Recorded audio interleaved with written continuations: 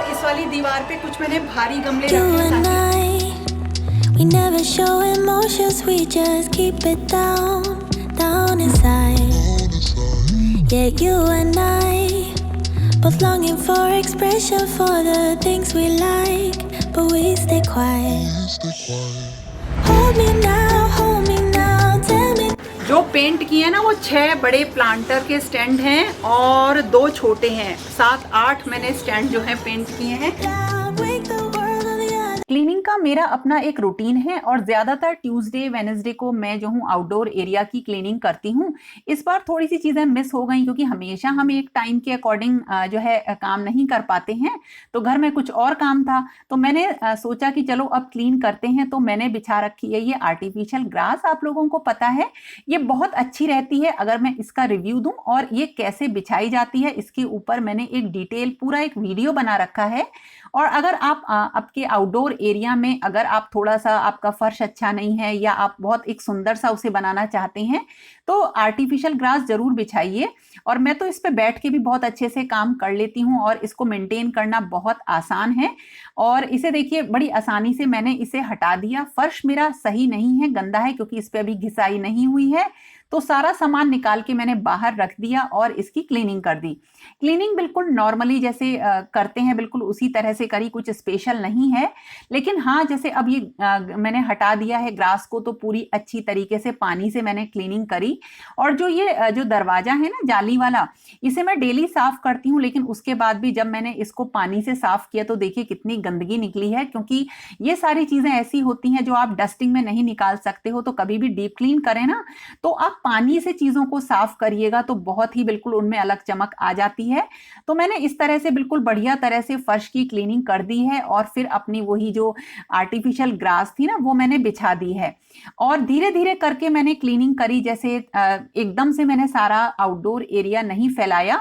पहले जो बिल्कुल मेन पार्ट है निकलते साथ ही घर में मैंने उस एरिया को क्लीन किया अच्छी तरह से और अपनी ये आर्टिफिशियल ग्रास बिछा ली। इसका रिव्यू मतलब बिल्कुल परफेक्ट है मेरी तरफ से और इसे बिछाना भी बहुत ही आसान है। और बिल्कुल जो मेरा ये वाला एरिया था क्लीन हो गया और उसके बाद मैंने सारा सामान रख दिया।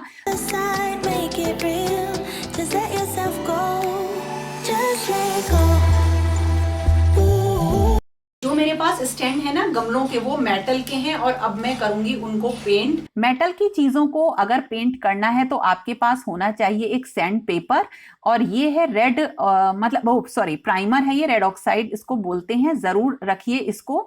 और ये है कुछ ऑयल पेंट की डब्बे, ब्रश वगैरह, ये सारी चीजें तो चाहिए ही होती हैं। इन सब की जरूरत मैं आपको बताती हूँ क्या रहती है। और सबसे जरूरी चाहिए आपको एक तारपीन का तेल। और ये अगर आप ऑयल पेंट कर रहे हैं, मेटल पे पेंट कर रहे हैं तो इसका होना जरूरी है। ये देखिए एक मेटल का प्लांटर स्टैंड है और इसे मैंने रेड ऑक्साइड से पहले ही पेंट कर दिया था, यानी कि मेटल प्राइमर से। और उसके बाद अब मुझे इसमें पेंट करना था, तो पेंट मेरे पास नहीं था तो मेरे पास एक डार्क कलर का पेंट था, उसमें मैंने व्हाइट ऑयल पेंट मिक्स करके और फिर मैंने जो है ये एक लाइट जो है कलर तैयार कर लिया, लाइट पिंक, और इसको ही मैं पेंट कर रही हूँ। और जब आप पेंट करते हैं ना किसी भी मेटल की चीज पे तो उसकी उम्र बढ़ जाती है और ऑयल पेंट करने से उसमें रस्ट भी नहीं लगती है और वो सालों साल चलते हैं। ये मेरे काफी पुराने हैं, ये वाला तो नया है, अभी 2 साल पहले ही मैं इसको करवा चौथ वाले दिन लेकर आई थी, इसको भी मैंने पेंट कर दिया। तो ये सारे ना धीरे धीरे इकट्ठे होते हैं मेटल के जो स्टैंड होते हैं, क्योंकि ये थोड़े से कॉस्टली आते हैं। और इसके बाद अब मैं आपको बताती हूँ कि आप किस तरह से पूरा अच्छे से मेटल को पेंट करें। तो देखिए ये है एक और प्लांटर्स का स्टैंड, मेटल का है ये और इसमें जंग लगी हुई है। जब मैं इसको लेकर आई थी तब भी इसमें जंग लगी हुई थी। कपड़े से साफ करने के बाद आप इसको सैंड पेपर से घिस लीजिए तो जो भी रस्ट होती है ना वो निकल जाती है, इसमें से घिस के जो भी गंदगी होती है वो निकल जाती है। और उसके बाद इस पे हम लगाएंगे मेटल प्राइमर। हर चीज के प्राइमर अलग आते हैं, मेटल का अलग होता है, वुड का अलग होता है। तो मेटल का जो प्राइमर होता है वो मैंने एशियन पेंट का लिया है और कपड़े में डिप करके मैंने इस पे अच्छी तरह से लगाया।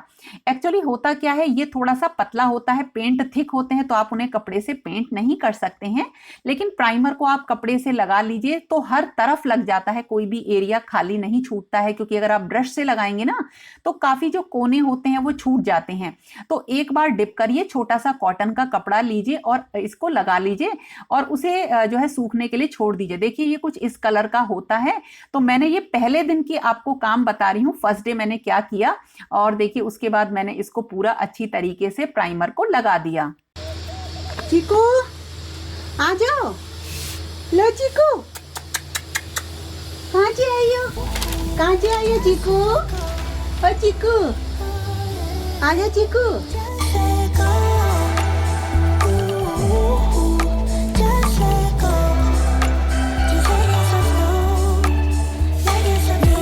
तो ये जितने भी मेरा जो ये था ना पूरा स्टैंड जो है ये पेंट हो गया। अब मैंने इसको सूखने के लिए छोड़ दिया है, 2 घंटे में आराम से सूख जाएगा। तारपीन के तेल से ही आप साफ कर सकते हो अपने हाथ हुए, ब्रश हुए। तो मैंने एक कपड़े को डिप कर लिया है तारपीन के तेल में और देखिए उससे अपने पूरे हाथ साफ कर लिए हैं। वैसे ग्लव्स पहन के ही ऑयल पेंट को यूज करिए, मतलब करिए। मेरी थोड़ी सी आदत ये खराब है कि मैं ग्लव्स का यूज कम करती हूँ, लेकिन हाँ अब यूज किया करूंगी। लेकिन तारपीन के तेल से सारे जो ऑयल के निशान होते हैं वो चले जाते हैं। और अब इसको मैंने सूखने के लिए छोड़ दिया और उसके बाद फिर चीकू से थोड़ी देर अपना मन बहलाया। आजा चीकू, आओ, कहाँ जा रहे हो, बाहर क्यों बैठे हो चीकू, हैं, आ जाओ।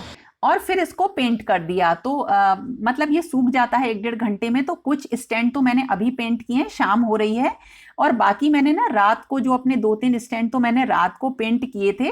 तो इस तरह से मेरे जो है स्टैंड, कुछ स्टैंड जो है मेरे पेंट हो गए हैं। जो ये गमलों के स्टैंड है ये तो मैंने पेंट कर दिए हैं, 3 अभी पेंट किए हैं और बाकी भी मैं पेंट कर दूंगी जल्दी।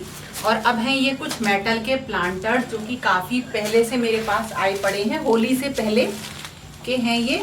और अब मैं इनको जो हूँ, इनके संग ना हैंडल आते हैं अलग से, तो इनको हैंडल को, इसमें स्क्रू रहते हैं, इसमें बोल्ट वगैरह रहते हैं, उसी से इसे कसना पड़ता है। देखो ये रखे हैं सारे जो स्टैंड है ना, यहाँ पे रखे हुए हैं। और ये सब सामान देखो इधर कर दिया है, क्योंकि बाहर ऐसा लग रहा था आंधी आएगी, तो मैंने यहाँ पे रख दिए हैं। तो ये सब सूख जाएंगे। गर्मियों में तो बड़े आराम से, जैसे धूप हो ना तो 1-1.5 घंटे, 2 घंटे में, 3 घंटे में सूख जाते हैं। एक बात हमेशा याद रखनी चाहिए जब हम मेटल के प्लांटर लें कि इसमें ना डायरेक्टली मिट्टी डाल के आप प्लांट ना लगाएं। अलग से किसी प्लांटर में लगाओ आप प्लांट और इसमें रख दो। इसमें डायरेक्टली मिट्टी मत रखना, नहीं तो बहुत जल्दी खराब हो जाते हैं।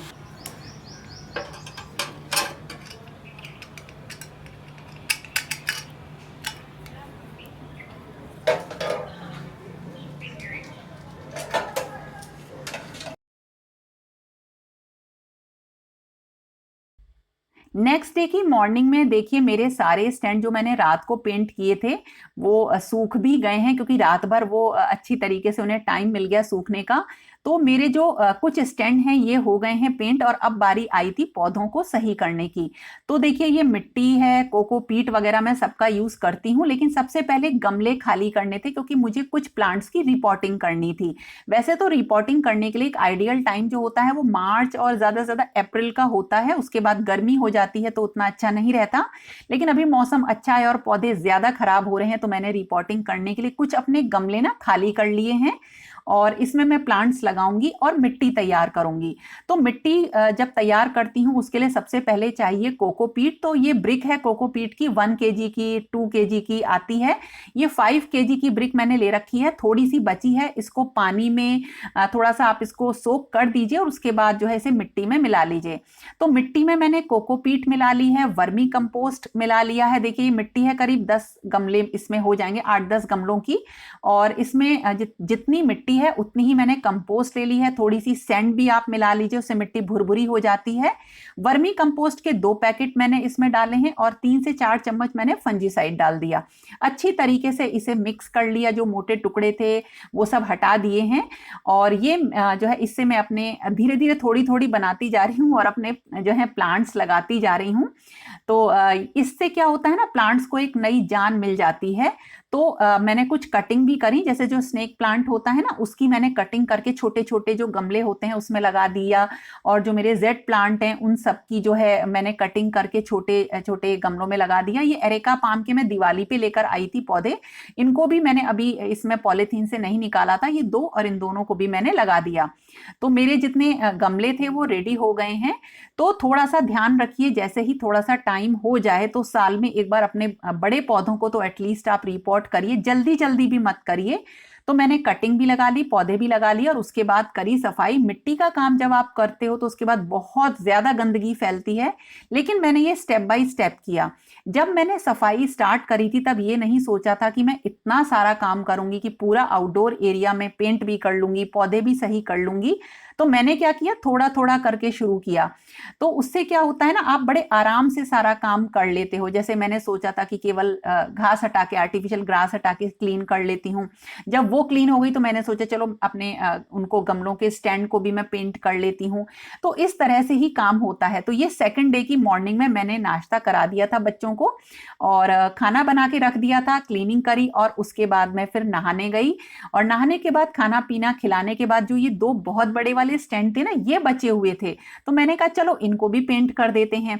तो धीरे धीरे स्टेप बाय स्टेप काम करने से ना आपका इंटरेस्ट बना रहता है, क्योंकि घर के कामों के साथ अगर आप बहुत बड़ा काम फैला लेते हो तो उसे समेटना थोड़ा मुश्किल हो जाता है और चिड़चिड़ाहट सी आती है। तो इसलिए थोड़ा थोड़ा हिस्सा क्लीन करिए, थोड़ा थोड़ा काम करिए और आप देखेंगे कि जब आप कूल होके, शांत होके ये काम करते हैं तो आप बहुत कम टाइम में बहुत सारा काम कर लेते हैं। तो कभी जैसे आप क्लीनिंग करें या बहुत बड़ा काम आपको करना हो तो छोटा सोच के ही उसे करिए और देखिएगा अपने आप वो काम जो है बहुत बड़ा हो जाएगा। तो ये मिंट ग्रीन कलर से मैंने मतलब 2 साल पहले पेंट किए थे, आप लोगों के साथ शेयर किए थे दिवाली के बाद शायद आसपास। और उसके बाद अब मैंने जो है इस तरह से इन सबको पेंट कर दिया और मैंने सोचा नहीं था कि मैं इतने ढेर सारे जो है पेंट कर लूंगी, क्योंकि ये छोटा काम नहीं है। और ये मुझे सेकंड डे पे दोपहर हो गई थी मतलब पेंट करते करते, और इस तरह से ये सारा काम हो गया। आप चाहे तो इन मेटल के स्टैंड को ना, आप चाहे तो स्प्रे पेंट से भी पेंट कर सकते हैं, लेकिन वो थोड़ा कॉस्टली पड़ता है। तो देखिए ये कुछ पुराने डेकोर आइटम्स हैं जो आउटडोर एरिया में रखे रहते हैं, तो उनमें रस्ट लग जाती है, तो इनको मैंने स्प्रे पेंट से पेंट कर दिया। कुछ को किया है, अभी कुछ बाकी हैं, उनको भी कर दूंगी। तो इस तरह से जो है काफी जो पुराना सामान था वो मैंने 2 दिन में काफी कुछ जो है मैंने नया कर दिया। और इसके बाद बारी आई सामान को अच्छी तरीके से सेट करने की, तो अब उसकी स्टार्टिंग हो गई, जो कि सबसे अच्छा पार्ट होता है। तो देखो ये स्टैंड कितना अच्छा लग रहा है और ये कलर भी अच्छा लग रहा है। एक्चुअली मेरा मन था येलो कलर से पेंट करने का, लेकिन कलर नहीं था, तो इसलिए मैंने इन्हें पिंक कलर से पेंट किया, थोड़ा सा लाइट करके। लेकिन ये कलर बहुत अच्छा लगा और थोड़े से ब्राइट कलर से ही जो गमले हैं या जो स्टैंड हैं उनको आपको पेंट करना चाहिए। तो बिल्कुल इसी तरीके से आप अपने गमलों को भी पेंट कर सकते हैं, और जो दीवारों पर होने वाला कलर होता है उससे आप सीमेंट के गमलों को भी पेंट कर सकते हैं। Just you and me. Hold me now, tell me things, tell me all about how you feel. Just let yourself go. तो जैसे ही घर में घुसते हैं, ये है एंट्री वाला गेट। एक्चुअली होता क्या है, दूसरे वाले गेट को खोलकर ही सब आ जाते हैं अंदर, और जो बाइक हैं, एक्टिवा हैं या कार है हमारी, वो सब बाहर ही पार्क होती है। एक तो यहाँ पे ना छाया आती है, धूप नहीं रहती है, तो इसलिए इस चीज़ का बहुत अच्छा यूटिलाइजेशन हो जाता है। इनके अंदर मैंने डायरेक्टली प्लांट्स नहीं लगाए हैं, इस तरह से ही रख दिए हैं। Say it loud, wake the world up. और ये है घर का वो एरिया, जब घुसते हैं तब सामने आता है। देखिए वो आगे आपको दिख रहा है ना door. The other side, make it real. Just let yourself go. Just let go. और यहाँ दीवार पे इस तरह से रखे रहते हैं मेरे प्लांट्स।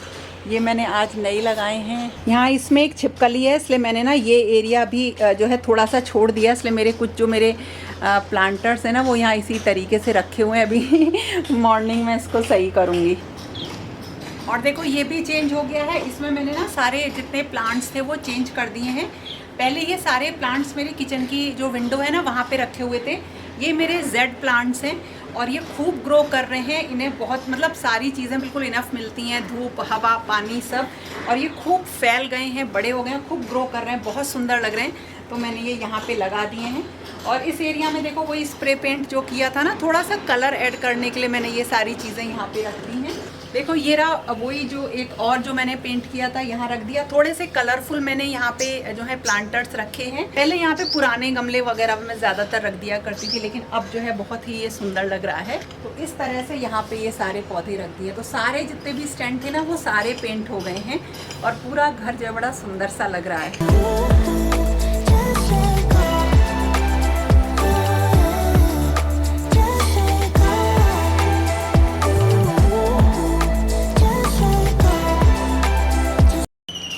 और जो वो ऊपर हैंग हो रहे हैं ना, उन्हें अभी सही करना है मुझे, उनको भी सही करूँगी।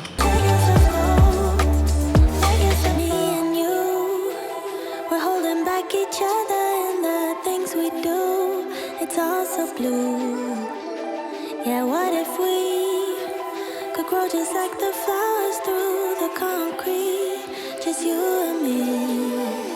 जो सारे प्लांट्स एक जगह इकट्ठे कर रखे थे ना मैंने, तो ऊपर ग्रीन नेट लगाने के बाद जो स्टैंड है उन्हें सही करने के बाद ना वो पूरे अच्छी तरीके से हो गए हैं। तो बहुत सुंदर लग रहा है, बहुत अच्छा लग रहा है। अंदर जाने का मन भी नहीं कर रहा, लेकिन गर्मी है, मुझे पसीना भी आ रहा है। वैसे तो फैन लगा हुआ है। तो बच्चों का रिव्यू भी आपको जरूर दिखाऊंगी।